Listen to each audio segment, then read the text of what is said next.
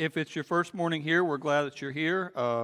Welcome to Mount Pleasant. We're going to spend this week and next week. They're kind of independent sermons. They're not really tied to a series or anything, so it's an easy sermon to come in.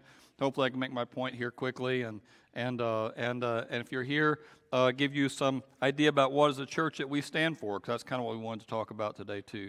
I don't know how many of you follow this sort of thing, but I have a fish story to tell you to kind of start off. These two guys. And I know not everybody follows fishing. This was the Lake Erie Walleye Trail Tournament. And these two guys, the taller one there is Jacob Runyon, and the smaller guy there is Chase Kaminsky. First of all, before I get into this thing, how many of you have followed this at all? Okay, there's a handful. All right.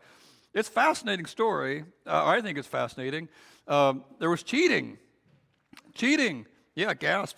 And it was in fishing, which happens, I guess. It had usually a lot of cheating. And so, in fact, there's enough cheating in fishing that in these big tournaments, if you win a tournament, they'll put you on a polygraph test afterward to ask you, because people will, on purpose, put the fish out there ahead of time to catch them. You know, they'll have them like dead fish that they can catch and take in, and here I caught my fish.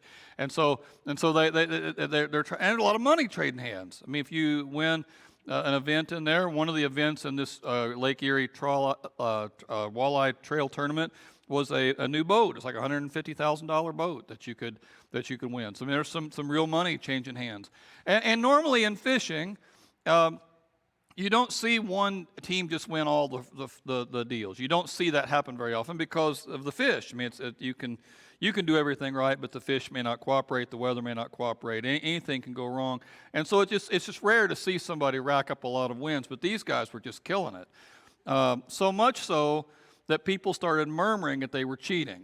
I mean, we can't catch them, but we know they're cheating. Somehow or another, they're cheating. We don't know how, but we can just tell they're cheating. And I don't know if they've come to the root of all of it. I mean, one of their events, they had a camera crew go with them the whole time to document it, and so I mean, how they were cheating to get to this point, we don't know. But what they did to win, they were stuffing golf ball size lead pellets in the fish, and so when they won the last thing, the organizer, who's a man named John Fisher, which I think, or Jason Fisher, which I think is amazing too. There's a whole other subtle thing there. Anyway, but Jason Fisher is the head of the deal. He cuts one of the fish open. We got lead in there. Well, these guys are, a lot of, if you watch this on YouTube, a lot of F words at that point. So I want to mention that if you decide to watch it later on. The language is not safe for work or church or families, but it was really intense. And the rest of the fishermen there were ready to kill these guys. So they kind of got them out of there. The smaller guy disappeared. He's gone as soon as they get the lead out. I don't know if he knew it was up beforehand. But it was one of those deals, again, where nobody was surprised. You're just winning too much. And I think that's part of what's fascinating about following the story. Normally, in cheating, you wonder if you really, like if an Olympian gets caught and they were taking some sort of a supplement, and so, okay, hey, what's going on? Oh, I was taking that to help me go to sleep. I had no idea it had this other thing in it. And you think, well, I don't believe it, but there's just a little bit, you're not sure, right? Maybe they didn't know, or maybe the footballs are a little deflated, and we didn't know, we just one of those things. And so you don't know for sure if it really was cheating. But you see golf ball sized lead tablets in a fish, well, you know pretty much the fish didn't eat that. And so it's cheating for sure. And they got these guys dead to rights. They're prosecuting them. The trial starts the end of this month, and they could go to jail for 4 or 5 years. Because of the cheating, they won more than almost $400,000 worth of stuff.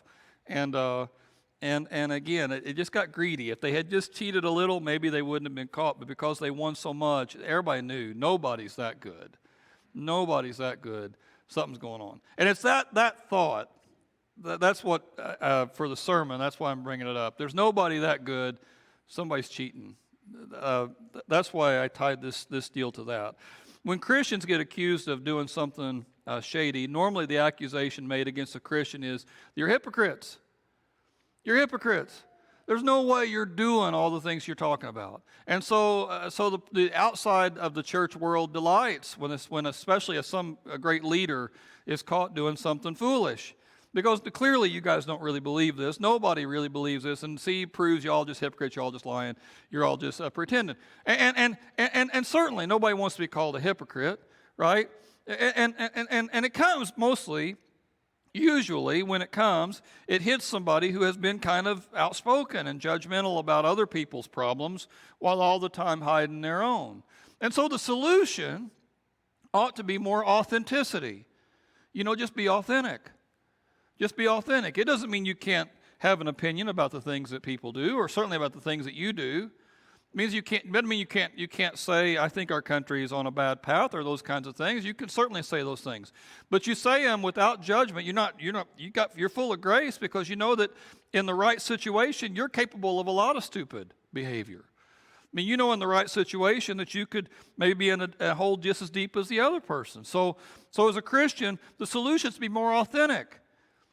Take a closer look at my family. Take a closer look at my life. And yeah, you're going to see some problems there, but you're going to see a person who's really trying. You're going to see a person who really cares. I mean, really investigate me. That should be the solution.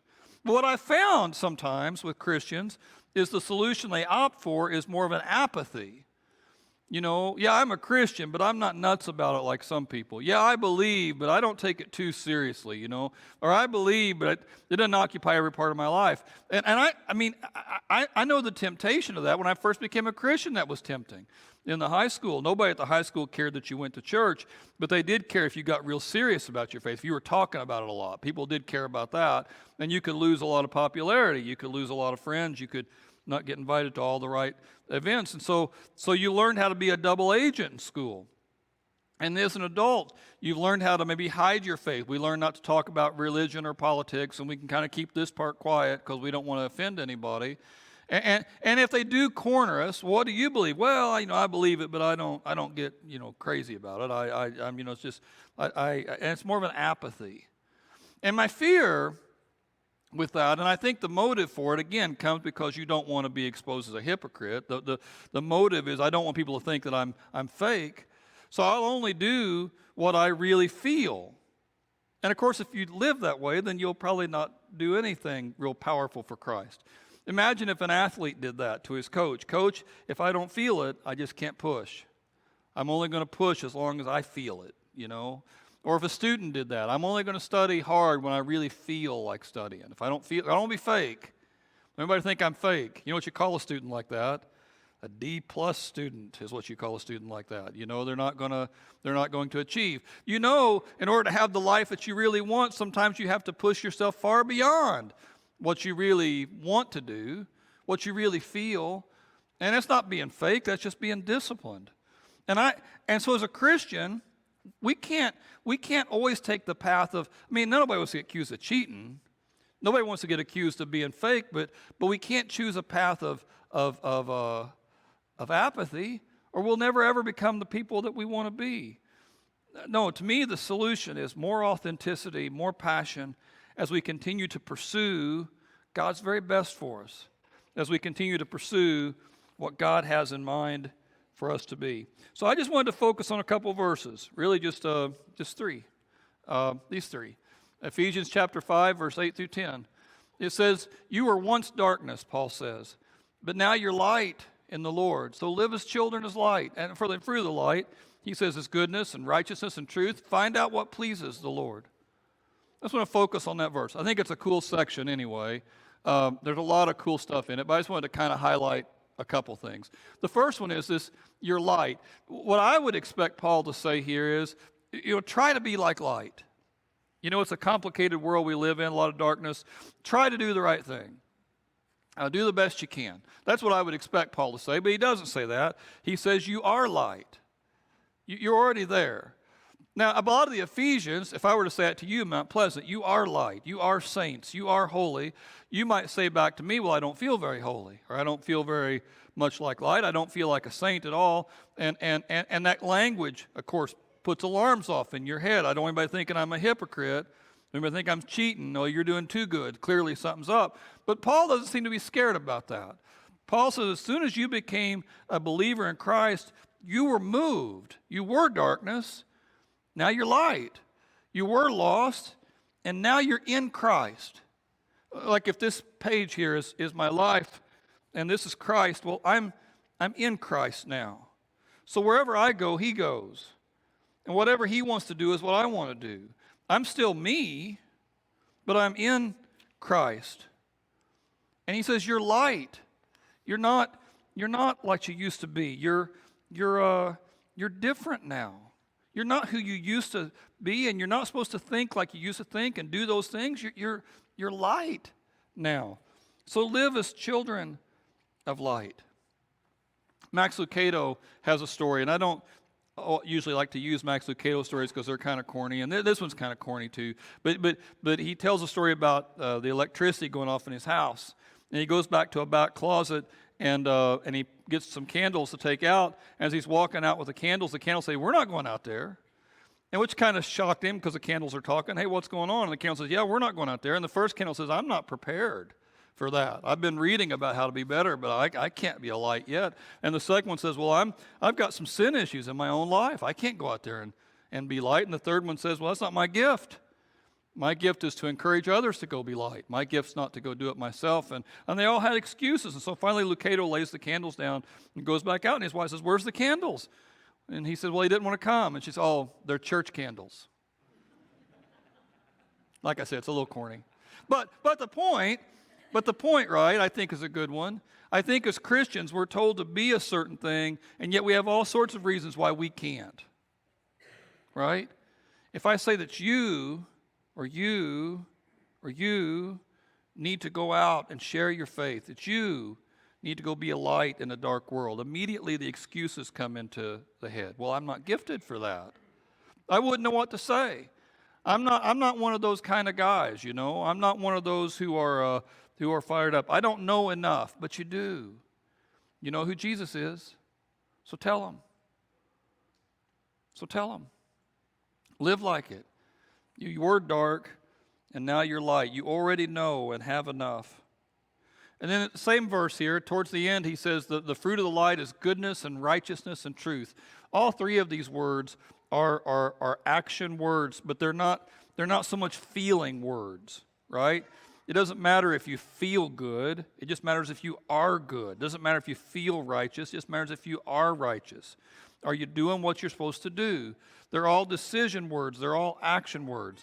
And goodness and righteousness and truth is a lifestyle. I'm going to make plans to get to this place.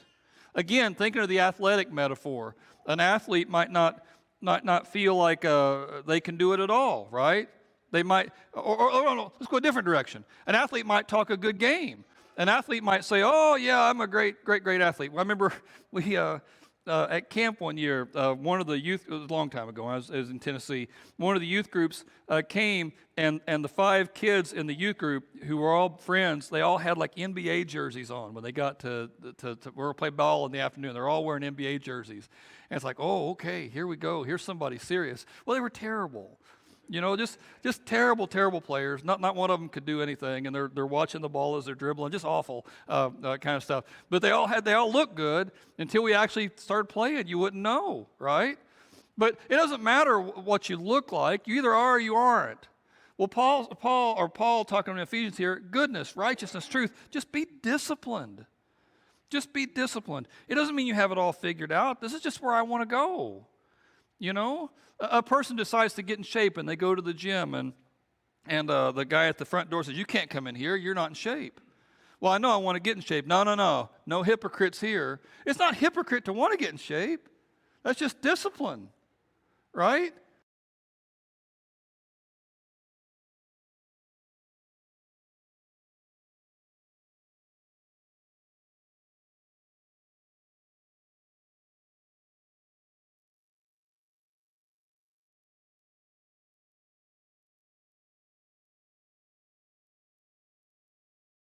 Did I pop it? When did it go off? Do I got to say all that again?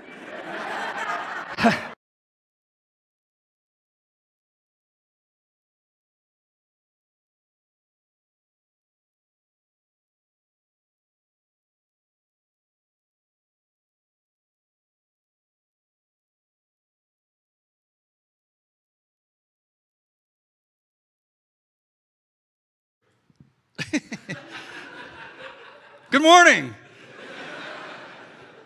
How y'all doing? Got a fishing story. Anyway, okay, so here we go. I'll try to pick up where I was at. It's just being disciplined. One last thing here on this verse that I think was kind of cool. He says, find out what pleases the Lord. Find out. Now, how do you know if it pleases God or not? Well, it'll have certain effects on you. If His Spirit is working in your life, you should see more love and joy and peace and patience, kindness, goodness, faithfulness, gentleness, self-control. You should see more of those things. I mean, they may not pop up all at once, but you should see more of it. I mean, you should find it easier to want to pray. You should find it easier to want to be with other people. You should find it easier, Christians, and to do the things that He wants. Find out what pleases God. Find out what pleases God. My fear with the apathetic approach that so many people take to church is that it inoculates you from Jesus. You get just enough Jesus to make you immune from the real thing. Just enough Jesus to make you miserable about your faith, but not really free enough of Jesus to really enjoy being outside of faith either. It's like the worst of all the worlds. So find out what pleases God. Find out what He enjoys and what He appreciates and what He loves, and delve into that as hard as you can. That first word there, find out, is one Greek word. It's a doximako. It's a metallurgy word. It's what a guy will do to see if the gold is really pure. To melt out all the impurities. Find out, test it. Look at your life, and again, that's not hypocrisy, and that's not cheating. That's just ambition. That's just discipline. It's making a decision that this is the kind of life I want to have, and I'm going to go after that as hard as I can with God's help. And again, be as authentic as you can. Be open about your struggles. Admit to people when you're falling down. Don't feel like you got to be somebody you're not. You're growing, and find out what God most admires. Okay. So what pleases God? As a church, we talk about three things, and I just wanted to hit on them real fast. These ought to be familiar to you. If they're not, I hope they can become familiar to you. When we talk about what pleases God, I think there's three big areas as Christians you ought to major in. The first is you need to know Him. You need to know God. Now, to know God, it's going to require that you study your Bible and that you pray. And both those things are not going to come natural to people. If you've never really been part of church, it's not an unusual thing for somebody to say, well, I'm not much of a prayer. Well, no, of course not. You're new to church. Or I'm not much of a Bible reader. Well, sure, it's a great big hard book. Don't feel bad about that. It takes a while to get into it and get through it. But you start, right? If you never read much before, you start with the stories of Jesus, and you just go into those and you read through those stories. If you're not much of a prayer, then I would start with something where you're just maybe walking and praying. Take a short walk and pray, or find some quiet room in your house and list out 4 or 5 things you're thankful for, and 1 or 2 people that you're concerned about, and just start there. And you may have to be real disciplined about it. It may not flow naturally at first, and that's all right. But if you want to please God, you've got to start there. Jeremiah talks about that. He says, this is what the Lord says. Let not the wise boast of their wisdom, or the strong boast of their strength, or the rich boast of their riches. But let the one who boast about this, that they have understanding to know me, that I'm the Lord. If you're going to brag about anything, God says, this is the thing you want to brag about, because at the end of our lives, it's the only thing that's going to matter. It's the only thing that's going to count. Did you get close to God? Do you know Him? Have you studied? And church is part of that. When you come here on Sunday morning and we worship together and you listen to a sermon, that's a start. But it needs to be more than that. And I'm going to continue to beat this drum as long as I'm here. So just know that's coming. As a Christian, we've got to be a people who take time to read and to pray and to get better. And in the interest of authenticity, let me tell you that sometimes it's hard. Sometimes it's hard to, so many things go on in a day, or so many things are happening, and it's easy to kind of walk away from it for a while. But I always come back. Jesus did. If there was ever a person who could say he didn't need prayer, it would have been Jesus, but Jesus is praying all the time. He gets up early in the morning and he goes to pray before anybody else is awake. The disciples say, teach us to pray like you do, Jesus. You've got something figured out. And on the last night he was alive with his disciples. He went off by himself and with them, and they prayed. And again, God, not my will but yours. And his whole life was characterized by that. And if Jesus needed it, then I do. So that's the first thing, if you want to please God. Second thing, you need to learn to love other people. You need to learn to love other people. It's not an unusual thing, It's not an unusual thing for somebody to say, I'm just tired. I need time by myself. Anybody could feel like that. Don't feel bad if you have those kinds of moments. But this shouldn't characterize your whole life. Your whole life should not be characterized by a hunger to get to your Barcalounger and watch 4 hours of television before you go to bed every night. Your whole life should not be characterized by just wanting to rest at whatever your hobbies are or whatever your things you do to kick back. There's nothing wrong with TV or fishing or camping or sports or any of those kinds of things. But there is something wrong with wasting your life. And your life is never going to be primarily about those kinds of things. It's always about people. Always. When it comes to your funeral, the only thing that's going to matter is the people that you touched, the people that you connected with, the people that you impacted. And Jesus knew about that too. If anybody could say that they were too busy for people, it would have been Jesus. I got a job to do. And yet he just never does that. He just never quits. He's constantly getting interrupted. There's a story pretty early where he's going to heal somebody, and the girl is on her deathbed, and you need to hurry, Jesus. But somebody stops him. Can we talk for a second? And he'll stop and talk to him. He does it to Zacchaeus. He's going into town, and there's this guy Zacchaeus hanging out in a tree, which is kind of its own weird story. And he says, "Hey, Zacchaeus, come down. Let's talk. Let's have lunch." I mean, even when he's on the cross, even when he's about to die, he stops. And he responds to the thief beside him on the cross, to his mother who's in front, and John, the disciple who's grieving. He has time. There's never a time when he is so focused on himself that he doesn't have time for other. His whole life is characterized by it. And Paul says that's how we're to be. Let no debt remain outstanding, except the continuing debt to love one another, because whoever loves has fulfilled the law. If you want to be a good Christian, then love people real well. That's the trick. That's all it is. If you get to where you can love people real well, then you have done everything the law requires, says Paul, says Jesus, and I believe that too. One thing at camp this week. Last week in summer camp, we had a speaker come and for Teen Week, and he did a real good job.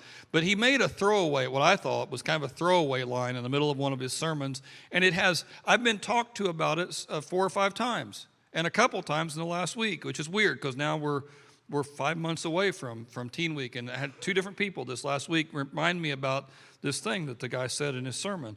And so I think it's interesting, and it kind of relates to what we're talking about. He mentioned in the Bible, there was a guy named Barnabas, and Barnabas was an encourager, and he sees Paul not doing anything, and so he goes and grabs Paul and says, "Paul, won't you come and do some things?" And that kind of gets Paul lit up, and Paul starts writing Bible books, and he's starting churches and doing all these other different things. And then Paul, once he gets started, he grabs a guy named Timothy and says, "I want to pour into you." And so you got Barnabas pouring into Paul, and Paul's pouring into Timothy. And the point the guy made in the sermon is you need to have a Barnabas who's pouring into you. But you also need to have a Timothy that you're pouring into. Now, if the whole walk of Christ is a scale of 1 to 10, you may feel like, well, I'm only a 2 myself, but there's somebody smaller than you.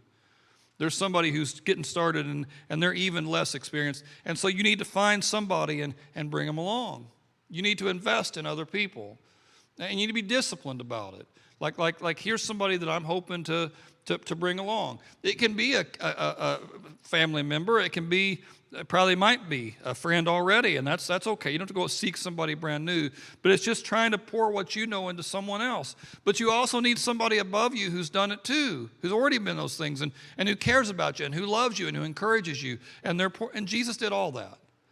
We know he had the 12 disciples underneath of him, but he also had friends that he would go hang with, Mary and Martha and Lazarus, and he would go spend time with them. And they would have him in their house. And when he wants to go pray at the end, because he's so stressed, he takes 3 guys with him to go pray. Jesus had guys who were pouring into him too, and you need that. And you need guys that you're pouring into. And you need to be disciplined about it. Don't just float through life. You're not being fake to say that I want my life to count. You're not being fake to say, I want my life to be significant. It's just being disciplined. So you choose ahead of time. Who are you going to invest in, and who have you got that's investing in you? And if you can't think of anybody in either of those situations, then I want you to, that's your first thing to pray about this week. God, open my eyes, help me see who I can pour into and who can start pouring into me. All right, last thing, what pleases God? Well, you got to serve. You just got to serve. Paul says, serve wholeheartedly as if you're serving the Lord and not people, because you know the Lord will reward each one of us for the good that we do. Now, you can read this, and it's not a bad reading of it, that what Paul's saying here is if you serve real hard here, one day in heaven, you'll get a reward for it, right?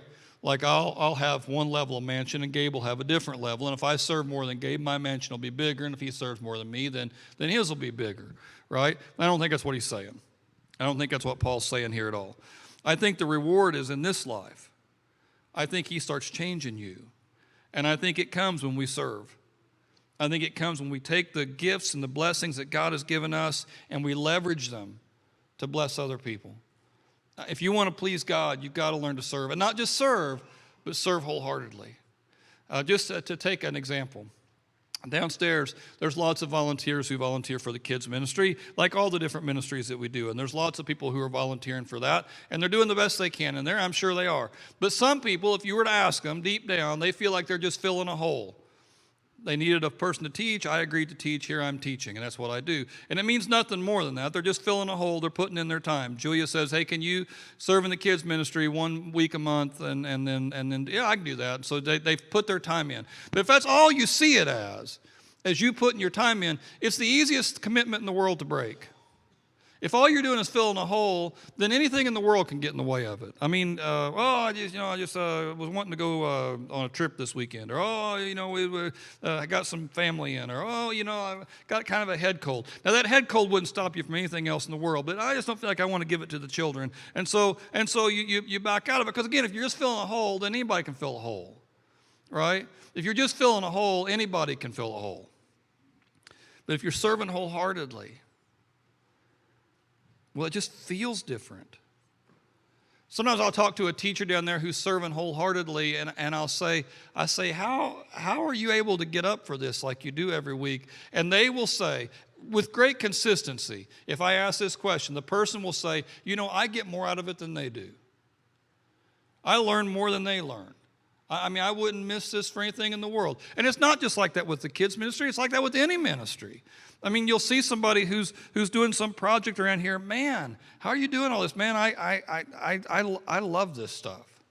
It means something to me. And a person who approaches it that way, well, they're changed. I mean, you can't come into service with that kind of attitude without it chipping away at your own hard heart. You can't. I mean, a teacher down there with the kids who comes out of there, I got more than they did. Well, they did. They're not just saying it, because God's working on their heart. I mean, at the end of the day, I want to make some sort of a difference in this world. I mean, don't you? I mean, I read the paper and I look at the news and I talk to people. It just seems like everybody in the world's hungry for hope, and we could change things. I'm not just filling a hole. I mean, there's stuff to do. We started this ministry a couple of months ago. We're going to make beds for kids who don't have beds. We didn't know how many kids there would be, and Josh will talk about this more in a little bit, and it's just been awesome how people have come out of the woodwork saying that they need help, more than we knew. We thought we might make 40 or 50 and be done, and it looks like we're going to have to do quite a bit more than that, as there are a lot of families that can't afford it. Now, sometimes when we do benevolence work for people, when we help people out with different things, if I'm being honest, I feel like I'm just kind of filling a hole. Occasionally we get lied to. Occasionally somebody will come and say, hey, can you help me? And then you find out later they took the money and they just spent it on something awful. Or you were paying them money, but that money was just going to pay for some terrible thing. It never did any good. But the beauty of this bed ministry is that even if the parents, some of them might be in some trouble, but the kids aren't. And the kids are blessed by it. And we're and there might be one kid, right, who can go to sleep every night and they see that bed and they know there's a God in heaven who loves them. Or at the very least, they know there's a church in the county who cares about them. If nothing else is going right, when they go to sleep every night, they're going to be reminded that God cares about them. And I mean, what else would you want to give your life to? I mean, what else would be worth the expenditure of your one and only life? And so we serve wholeheartedly. We're not just serving people, we're serving God. And if we make this decision and really commit to it and really throw ourselves in, man, there's nothing that breaks that. I mean, I'm a change agent for the King. I'm not going to let a head cold stop me. I mean, if I really believe in whatever this thing is, then I'm going to throw my whole self at it. And if I really throw my whole self at it, I'm going to find out that pleases God. And He'll change me. He has changed me. And He will continue to do it.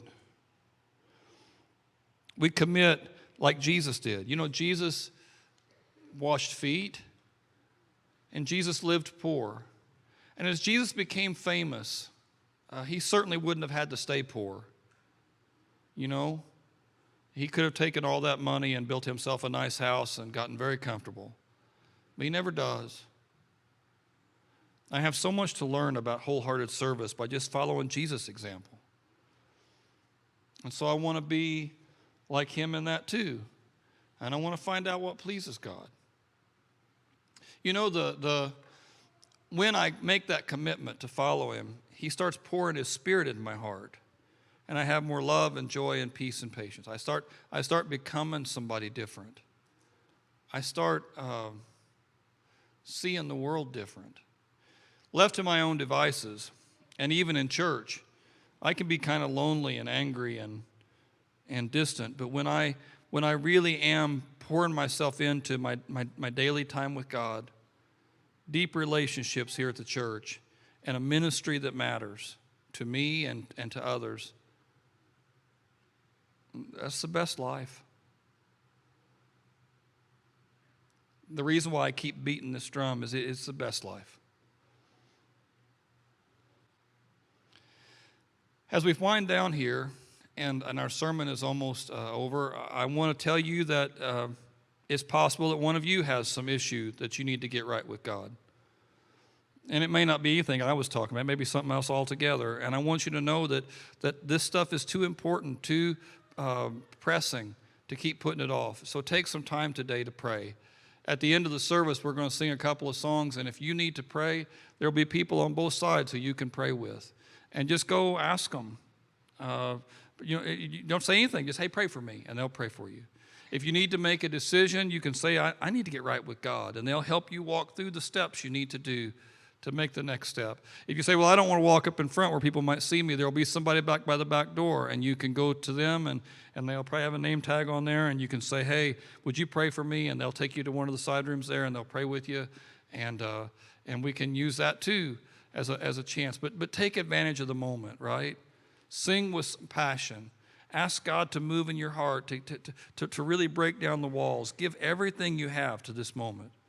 And even in this moment, see if God doesn't bless you. Find out if it doesn't please the Lord. Let me pray with you, and I'll have the band come back up.